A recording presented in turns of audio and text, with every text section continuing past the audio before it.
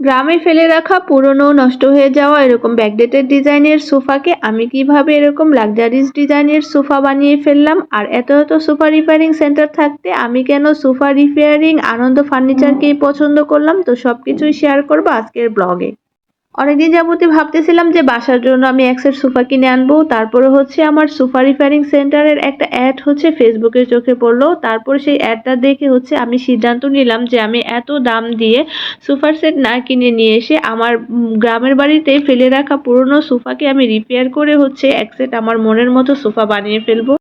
এরপর আমি হচ্ছে সোফা রিপেয়ারিং সেন্টারের প্রায় 50টা পেজ ভিজিট করলাম। তো 50টা পেজ ভিজিট করে হচ্ছে আমার সোফা রিপেয়ার আনন্দ ফার্নিচারের রিভিউগুলাই খুবই ভালো লাগলো এবং তাদের কাজের ডিজাইনগুলাই আমার কাছে ভীষণ পছন্দ হলো। তাই আমি তাদের সাথে কথাবার্তা বলে হচ্ছে তাদেরকে দিয়েই আমি কাজটা করাবো, তো একদম ফাইনাল করে ফেললাম।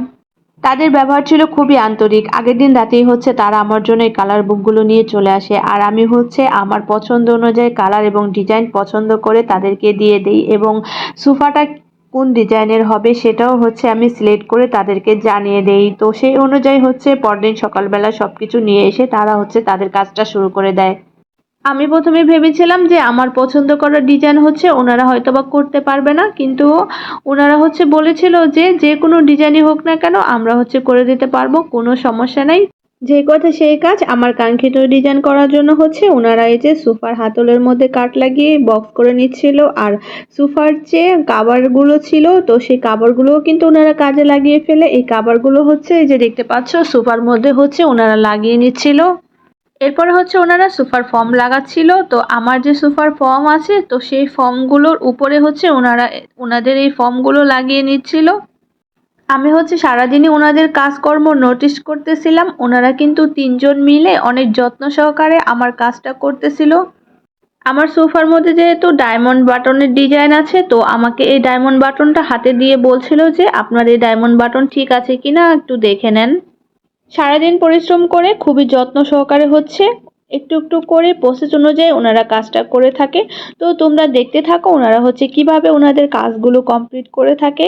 আর তার আগে হচ্ছে যারা আজকে আমার ফেসবুক পেজে নতুন আছো, আমার নতুন বন্ধু, তোমরা হচ্ছে এরকম হেল্পফুল ব্লগ সবসময় পাওয়ার জন্য আমার পেজটাকে ফলো দিয়ে রাখো। আর যারা হচ্ছে ইউটিউব চ্যানেল থেকে দেখতেছো তারা হচ্ছে আমার চ্যানেলটাকে সাবস্ক্রাইব করে পাশে থাকা বেল বাটনটা ক্লিক করে রাখো। তো দেখতে থাকো ওনারা হচ্ছে কতটা যত্ন সহকারে ওনাদের কাজগুলো করে থাকে।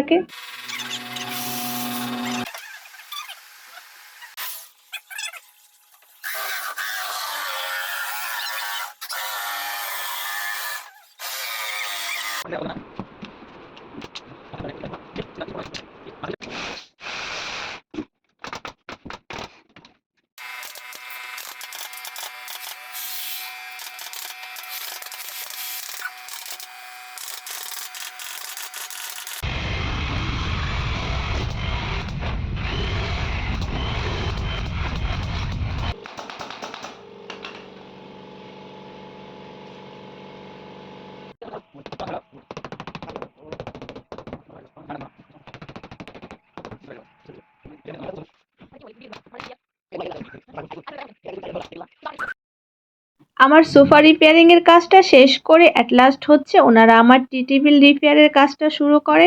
তো তোমরা যারা তোমাদের পুরনো সোফার পাশাপাশি পুরনো টি টেবিলটাকেও রিপেয়ার করতে চাও চাইলে ওনাদের দ্বারা তোমরা সেটাও করে নিতে পারো। তো এই তো আমার কাজ হচ্ছে কমপ্লিট।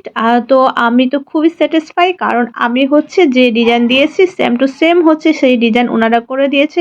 তাই ওনাদের দিয়ে যদি তোমরা কাজটা করাতে চাও স্ক্রিনে দেওয়া হোয়াটসঅ্যাপ নাম্বারে হচ্ছে যোগাযোগ করতে পারো এবং সেই সাথে হচ্ছে ওনাদের যে ফেসবুক পেজ আছে সেই ফেসবুক পেজে হচ্ছে তোমরা নক করে ওনাদের সাথে যোগাযোগ করে নিতে পারো। আজকে এ পর্যন্তই। আল্লাহ হাফিজ।